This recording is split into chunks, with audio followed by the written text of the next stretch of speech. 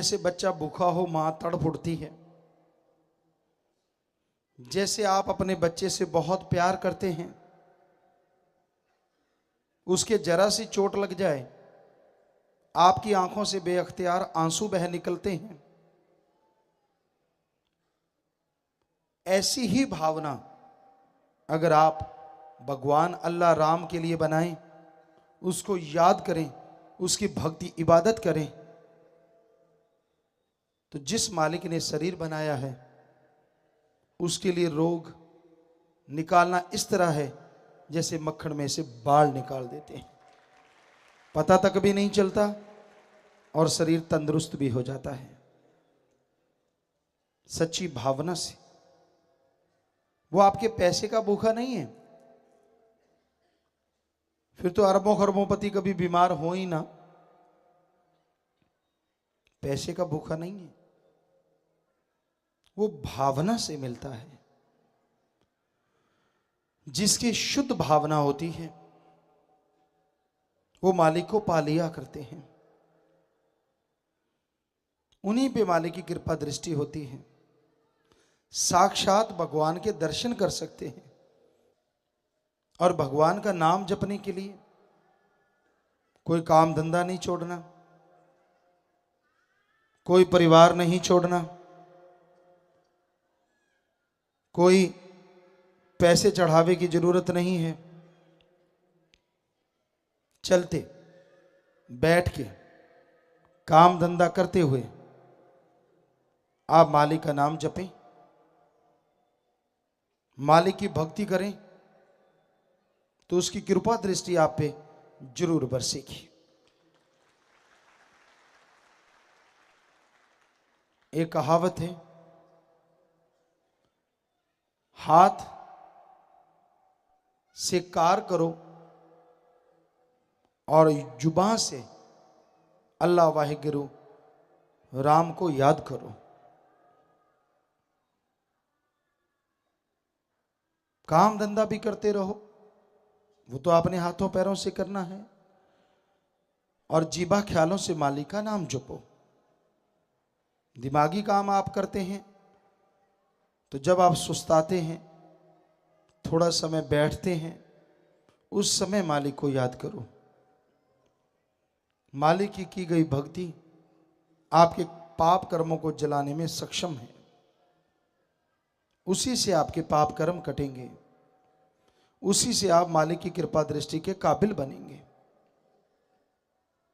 तो इसलिए भाई, ईश्वर का नाम आपके पैसे का, जमीन जायदाद का, किसी चीज का भूखा नहीं है। ईश्वर को तो भावना से पाया जा सकता है।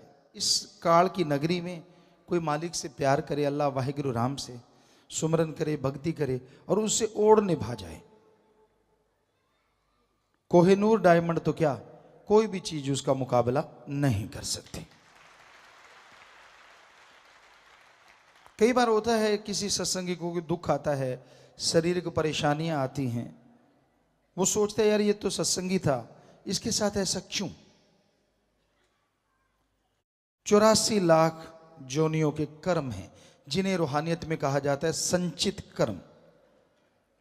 होता क्या है, जिसने नाम नहीं लिया, भक्ति नहीं की होती, मालिक परमात्मा को याद नहीं किया होता, उसे नरकों में डाल दिया जाता है और सारे कर्मों का भुगतान नरक। अगर आपको कहें कि टॉयलेट की जो कुएं होती है, जो गांव में खोदते हैं कुआं, उसमें डाल दिया जाए और ना खाने को ना पीने को, वही खाओ, वहीं सांस लो, वहीं रहो, आप आदी हो जाओगे। लेकिन अगर इंसानियत की नजरिए से देखा जाए, इससे गंदी चीज और क्या हो सकती है। ऐसे ही नरक दो जगह है, यहां कर्म कटते हैं। और सत्संगी घंटा सुबह शाम सुमन करे, दृढ़ यकीन रखे और सेवा करे, तो उसे कर्म नहीं भोगने पड़ते, बल्कि वो जाने से पहले बता देता मैं जाऊंगा। पर अगर इनमें कोई कमी रह जाती है, नहीं हो पाता, क्योंकि आदमी मर्जी का मालिक है, कई बार ऐसा नहीं हो, तो कई बार शरीर को यहाँ अपने कर्मों का लेखा जोखा देना पड़ता है। पर यह गारंटी है, उस आत्मा को मालिक दर्द नहीं होने देता। उसे अंदर से कभी भी वो चीज़ नहीं होती कि हाय ये क्या, वो बोलेगा जरूर, क्योंकि शरीर है, कहीं ना कहीं उसकी तो कर्म तभी कटेंगे ना अगर महसूस होगा तो वो महसूस होता है, वो दिखता है। लेकिन जो मालिक से प्यार पाके सुमन करके सेवा करते हुए ओढ़ निभा जाते हैं, वो सारे कर्मों का लेखा जोखा यहीं पे जला के मालिक की गोद में बैठ के सचखंड सतलोक निज धाम अनामी चले जाते हैं। और उनके परिवार धन्य हो जाते हैं, उनकी कुलें धन्य हो जाती हैं।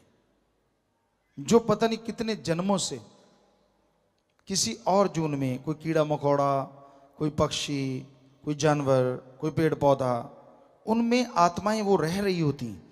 और जब ऐसी आत्मा ओढ़ने भागे जाती है तो अपने साथ सैकड़े कुलों का उद्धार करती है, यानी मालिक से दुआ करके उनको भी आवागमन से आज़ाद करवा के मालिक के चरणों से जोड़ देती है। वो मालिक की मर्जी, उन्हें मनुष्य जन्म दे या फिर सीधा ही पार कर दे। ईर्ष्या, दुई, द्वेष, नफरत जब इंसान के दिलो दिमाग में आ जाती है ना, वो गिल्ली लकड़ी के मानिंद जलता रहता है, जलता रहता है। उसे दीन दुनिया कुछ अच्छी नहीं लगती। आसपास वाले को भी लकड़ी के धुएं की तरह वो भी मुश्किल हो जाती है। फिर मान बढ़ाई का चक्कर, मुझे वाह वाह क्यों नहीं, उसको वाह वाह क्यों। इंसान का दिलो दिमाग बस इन्हीं चीजों में उलझा रहता है। भूल जाता है कि जब मैं सारी दुनिया को त्यागता हूं, किस लिए? अपने पीर फकीर के लिए, अल्लाह वाहिगुरु राम गौड़ खुदा रब के लिए सब कुछ यारी दोस्ती पालने में लग जाता है।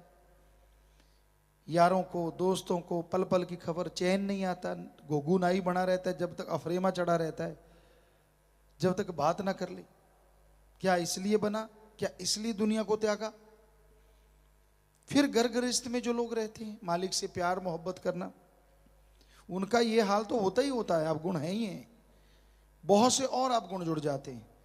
मेरे बेटा क्यों नहीं, मेरे बेटा है पतला उसके मोटा क्यों, मेरे घर में पैसा कम उसके ज्यादा क्यों, मेरी गाड़ी पुरानी उसकी नई क्यों, मेरे फसल कम उसके ज्यादा क्यों, पता नहीं क्या से क्या चलता रहता है।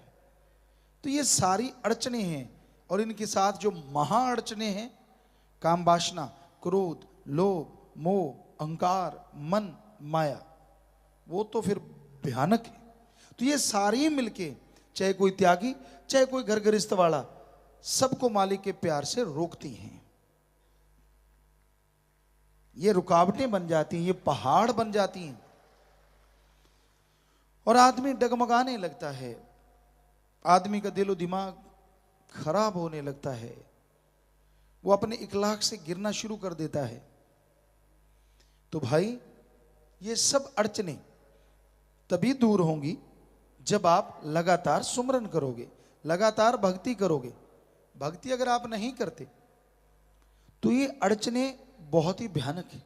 किया गया सुमरन इन्हीं से टकरा टकरा के चकनाचूर होता रहता है। मतलब सुमरन तो आप करते हैं, उसका फल तो मिलना है, लेकिन साथ में काम वासना, क्रोध, लोभ, मोह, अहंकार, मन, माया, निंदा, चुगली, ईर्ष्या, द्वेष, ये सारा भी करते रहते हैं। तो किया गया सुमरन इन्हीं से आपको बचाने में खत्म हो जाता है। आप बचे तो रहते हैं। कई बार आदमी सोचते हैं यार मैं ये बुरे कर्म करता हूँ, ऐसे करता हूँ, फिर भी मैं ठीक ठाक हूँ। वो ठीक ठाक किया गया सुमरन ही बचाता है। और अगर आप ये बुरे कर्म ना करते तो वो सुमरन का फल आपको इतनी खुशियां देता, आपकी कुलों को इतनी खुशियां देता कि आपने कभी सपने में भी नहीं सोचा होगा। पर आपकी मूर्खता की वजह से, मन और मनमते लोगों के उकसाव की वजह से, आप अपना किया गया थोड़ा बहुत सुमन या सत्संग का जो फल मिलता है, वो अपनी तरफ आने वाले काम वासना, क्रोध, लोभ, मोह, अहंकार, मन, माया, ईर्ष्या, द्वेष, दुई, नफरत रूपी पहाड़ों को बचाने में ही खत्म कर लेते हैं।